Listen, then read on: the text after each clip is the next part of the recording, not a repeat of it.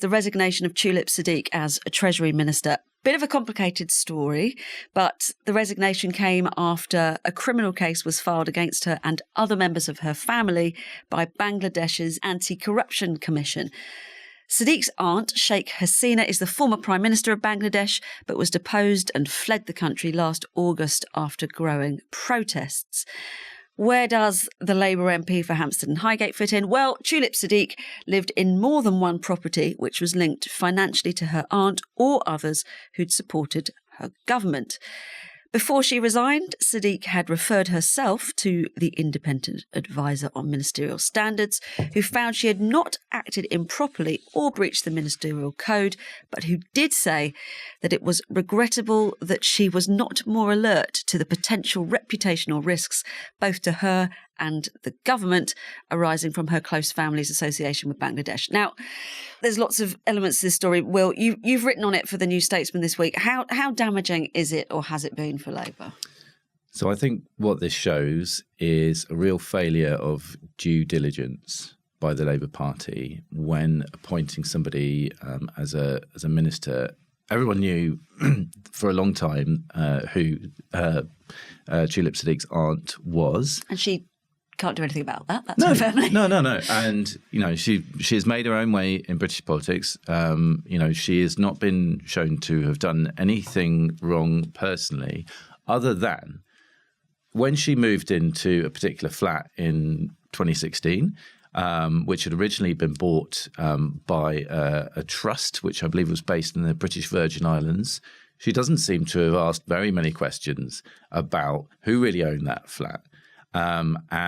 She's, as you said, she's lived in other flats that have been bought by other people, and not the kind of property ownership that is typical of the average voter, which doesn't look great. But it particularly doesn't look great if you are then appointed city minister with responsibility for anti-money laundering, financial crime, anti-corruption. An anti-corruption campaigner said to me that this kind of property ownership is exactly the kind of thing that the government asks, i.e. the city minister asks banks and financial institutions to file suspicious activity reports about.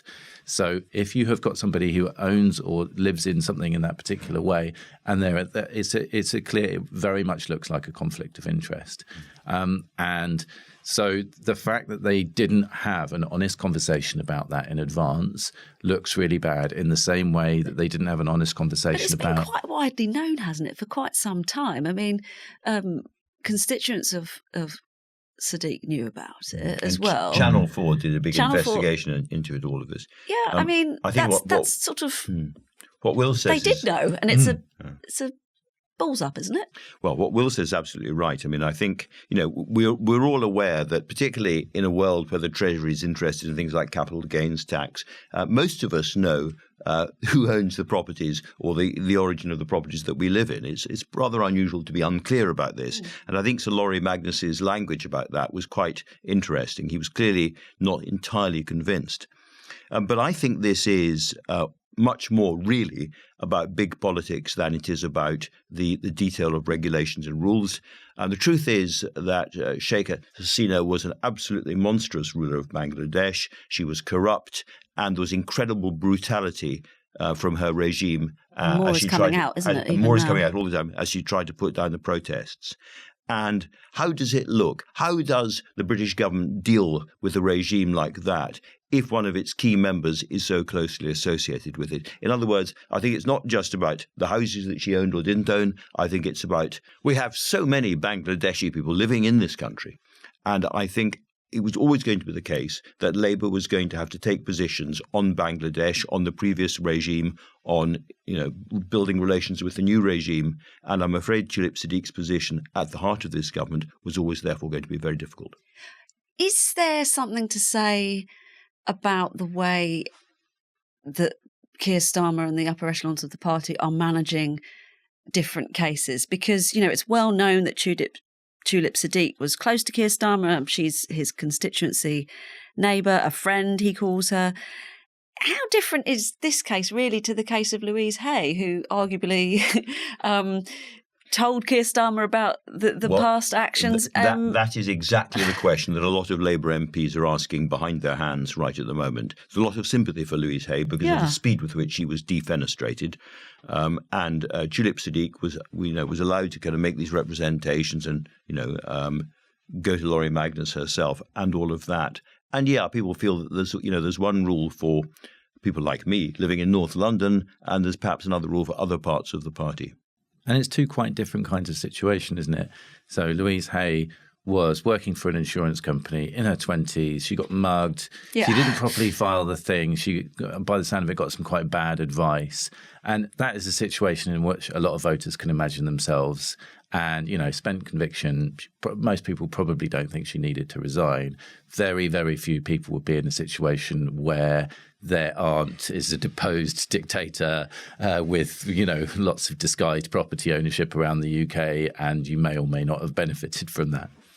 I mean, it obviously came up at Prime Minister's questions this week, and the Prime Minister defended Tulip Siddiq by saying that, as you said, she'd referred herself to the independent advisor, Laurie Magnus, and then she'd resigned. And he made the point that this was very different to the numerous scandals that Conservative politicians faced. He mentioned Priti Patel, but it's never a strong line of defence saying it's like, we're not as bad as you. Well, I have to say what it does is it does undercut the Conservative attack and the Conservative press attack. But they lost so many people in so many dodgy situations so quickly that it is a bit rich for them to say, oh, goodness me, a second minister has gone, you're in terrible trouble. I mean, you made this point in your piece, Will, that it's not as bad as some of what happened on the Tories. When you look at the amounts of money and the personal involvement and how deliberate it may or may not have been relating to some of the cases to do with COVID procurement and other scandals that are applied to people who are now in very senior positions in the Conservative Party, they don't really seem to be comparable. But while I was researching this Tulip Siddiq piece and talking to Labour MPs, there was a real frustration that, this is a government that came in promising to clean up politics and be different. And there was real frustration that to the average voter, they might not look that different because of, the freebie issue, the Labour MP owning a load of flats that are riddled with mould, Louise Haye, Tulip Siddiq, these are things that, they're not the same, but they might look pretty similar in headlines, and it might look like a government not really doing its job. What do Labour need to learn from this? I feel that I'm asking you this question repeatedly because there does seem to be a sort of self-inflicted injury with this government, and who are they going to look out for? It's all the reactions are too late, and there's a sort of lack of decisiveness. Well, obviously the Conservatives are going for the Attorney General now over the fact that he used to represent Gerry Adams. I don't know if we want to go into that, but they need to get better at this, don't they? They do need to get better at this. And, I am not an apologist for the government. I'm a New Statesman journalist. But what I would say is that this is a relatively young, very, very inexperienced government, a party that has been out of power for 14 years. Running things is very, very difficult indeed. The pressures are probably unique on the key ministers. Nobody who hasn't done it can really understand these pressures. And these are new people without that experience, that kind of almost like sort of genetic experience of governing that Conservatives have had. So there have been many, many mistakes, and we'll refer to some of them. And there are others too. And I think all they can do is learn from them, be very, very hyper alert about everything that they're doing. What would this look like on the front page of the Daily Mail tomorrow if this conversation was recorded, and so on? They have got to try to be squeaky clean. They have got to do a lot better.